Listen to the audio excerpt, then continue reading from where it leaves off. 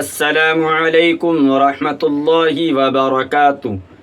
میں انشاءاللہ اس ویڈیو کے اندر یہ بتانے آیا ہوں کہ محرم کے مہینے میں ہمیں کیا کرنا چاہیے اور کیا نہیں کرنا چاہیے۔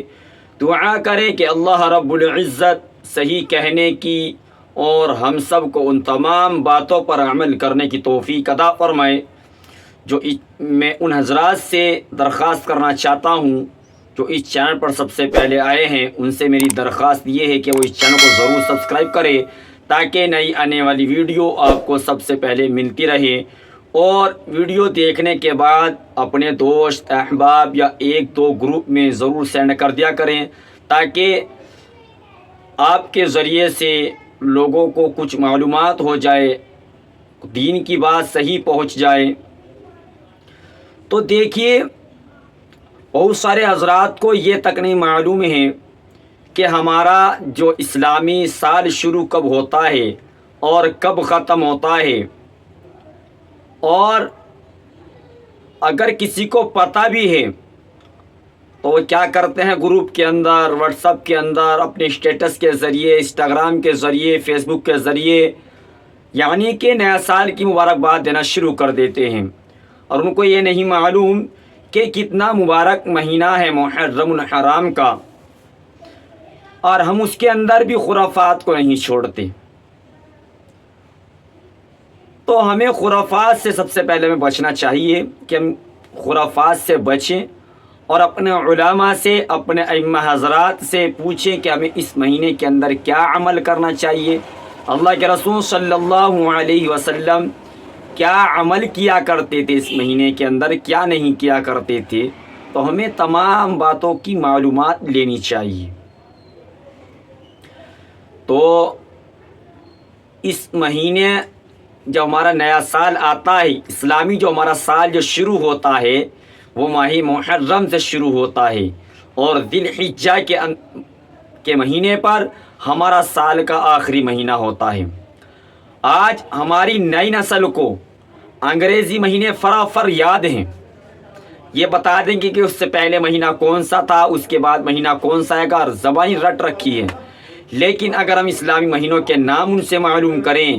انہیں اسلامی مہینے کا نام نہیں پتہ، سوائے ان کو رمضان پتہ ہے اور سوائے ان کو محرم پتہ ہے، اور یہ بھی نہیں پتہ کہ کون سا مہینہ ہے، مطلب دوسرا ہے، تیسرا ہے، چوتھا ہے، اور وہ بھی اس لیے پتہ ہے کہ رمضان میں روزے رکھے جاتے ہیں اس لیے رمضان جانتے ہیں، شبرات کا اس لیے جانتے ہیں کہ اس میں شبرات ہوتی ہے، اور محرم اس لیے مانتے ہیں کہ اس کے اندر محرم آتا ہے۔ لیکن یہ نہیں معلوم ہے ان کو کہ محرم کا جو مہینہ ہے وہ سب سے پہلا مہینہ اسلامی مہینہ ہے۔ تو بلکہ ہمیں تو اللہ سے دعا استغفار کرنی چاہیے کہ اللہ، جو میں نے پچھلے گزشتہ سال گناہ کیے ہیں، جو مجھے معلوم ہیں، جو میں نے جان بوجھ کر کیے یا بھولے سے کیے، یا اللہ ان تمام گناہوں کو معاف فرما، اور آئندہ گناہوں سے بچنے کا عہد کرے، تو انشاءاللہ امید ہے کہ آپ کا جو اگلا سال آئے گا وہ بہتر سے بہتر گزرے گا۔ لیکن سب سے پہلے ہمیں کیا کرنا ہے کہ گناہوں سے بچنے کی کوشش کرنی ہے۔ جب تک بندہ کوشش نہیں کر سکتا، کوشش نہیں کرے گا، تب تک گناہوں سے وہ کیسے بچ پائے گا؟ تو ہمیں چاہیے کہ ہم آنے والے سال کے لیے اللہ سے دعا استغفار کریں، اور جو ہم نے پچھلا سال گزارا ہے، ہمیں معلوم ہے کہ ہم نے کیا کیا گناہ کیے ہیں، کتنے نیک عمل کیے ہیں، تو اللہ سے دعا کرنی ہے کہ اللہ، جو ہم نے پچھلے سال گناہ کیے، اللہ اپنے فضل سے گناہوں کو معاف فرما اور آئندہ ان گناہوں سے بچنے کی توفیق عطا فرمائے، اور جو ہم نے اس سال کے اندر نیک عمل کیے، اللہ تبارک و تعالیٰ سے دعا کریں کہ اللہ تعالیٰ ان تمام عمل کو اپنی بارگاہ میں قبول فرمائے۔ تو دیکھیے، ماہ محرم کے اندر صرف دو کام ہمیں کرنے ہیں، دو کام پہ فوکس کرنا ہے، تیسرا ہمیں کچھ نہیں کرنا ہے۔ یہ ذہن میں بات رکھ لینا کہ صرف دو کام کرنے ہیں۔ پہلی بات یہ ہے، نمبر 1، کہ ہمیں 10 محرم الحرام یعنی کہ 10 تاریخ آتی ہے چاند کی، جس دن محرم مناتے ہیں، جس کو محرم کہتے ہیں، تو ہمیں چاہیے کہ ہم اس دن کا روزہ رکھنے کی کوشش کریں، کیونکہ اللہ کے رسول صلی اللہ علیہ وسلم ماہ رمضان کے بعد جتنے کثرت سے آپ 10 تاریخ 10 محرم کا روزہ رکھتے تھے، تو اتنا کسی روزے کا اہتمام نہیں کیا کرتے تھے اللہ کے رسول. تو ہمیں چاہیے کہ ہم 10 تاریخ کا روزہ رکھنے کی پوری کوشش ضرور کریں. تو اسی لیے یاد رکھنا کہ اللہ کے رسول صلی اللہ علیہ وسلم نے ہمیشہ اس روزے کا اہتمام کرتے ہوئے آئے ہیں. لیکن جب اللہ کے رسول صلی اللہ علیہ وسلم کا اس دنیا میں آخری سال تھا تو اللہ کے رسول صلی اللہ علیہ وسلم نے ہمیں نصیحت کی صحابہ کو اور خواہش ظاہر کری کہ اگر میں آئندہ سال زندہ رہا تو ایک روزے کے ساتھ ہم ایک روزے کا اضافہ کریں گے. مثال کے طور پر اگر کوئی شخص 9 تاریخ کا رکھ لے 10 کا رکھے گا ہی وہ. اگر کسی نے 10 کا رکھا پھر وہ 11 کا اس کے ساتھ ملا دے. یعنی کہ یا تو وہ ایک دن پہلے کا ملا دے یا وہ ایک دن بعد کا ملا دے. اچھا اب آپ سمجھ رہے ہوں گے کہ اچھا آپ نے روزے کا حکم تو کر دیا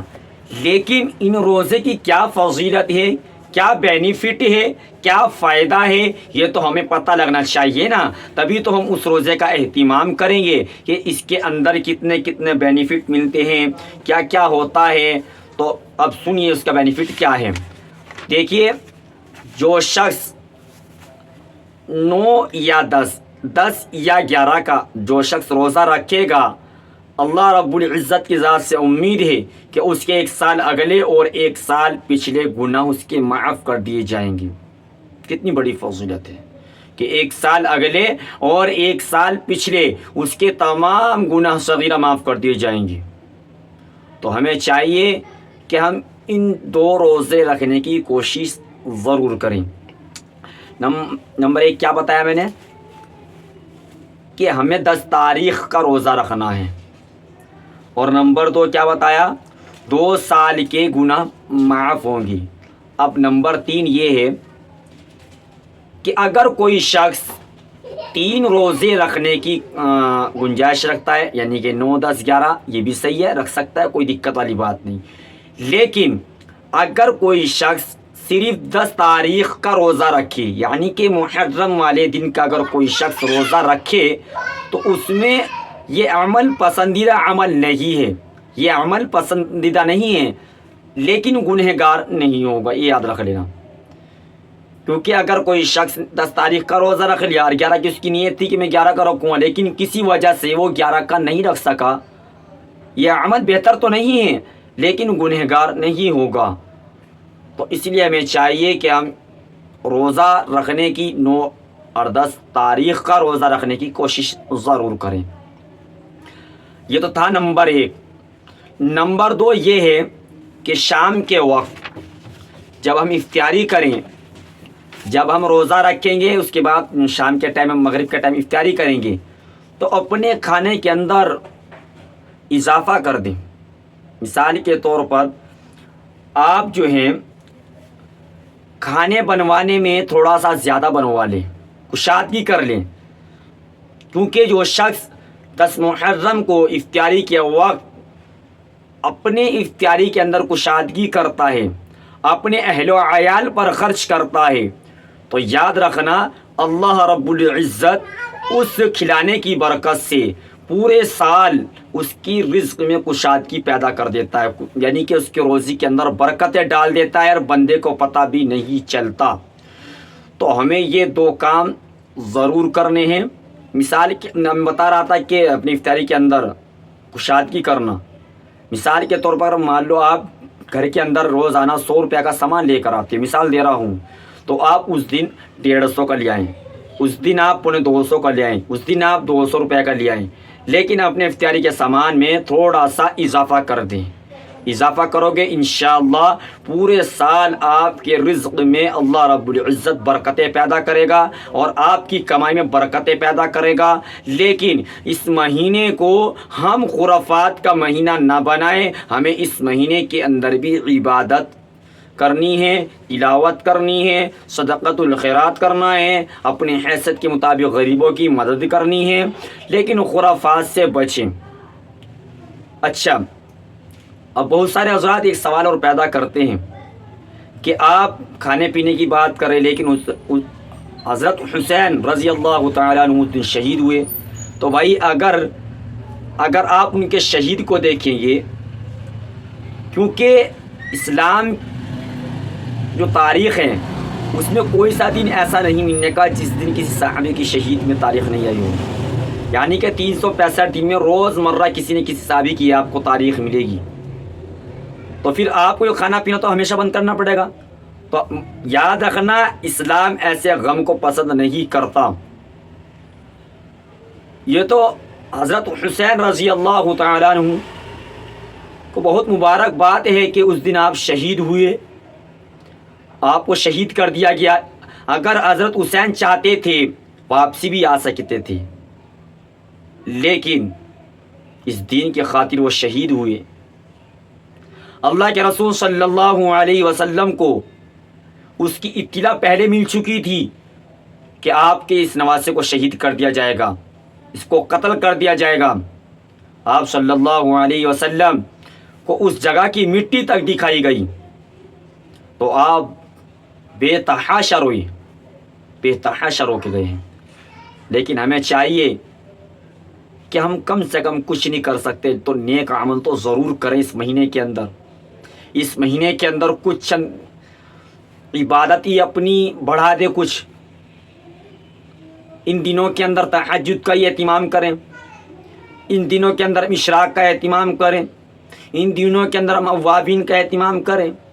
ہمیں چاہیے کہ ہم اپنی عبادت کے اندر اضافہ پیدا کریں اور اللہ کا قرب حاصل کریں،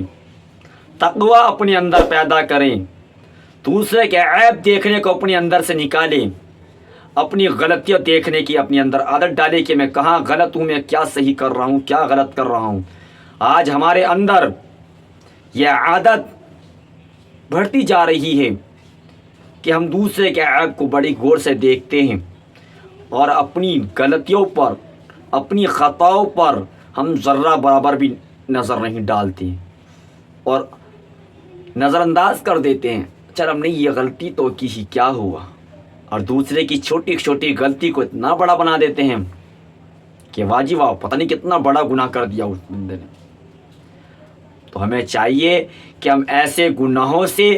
اجتناب کریں، ایسے گناہوں سے بچیں اور اللہ سے دعا استغفار ضرور کریں۔ تو ملتے ہیں نیکسٹ ویڈیو کے ساتھ، جب تک کہ آپ مجھے اجازت دیجیے۔ السلام علیکم ورحمۃ اللہ وبرکاتہ۔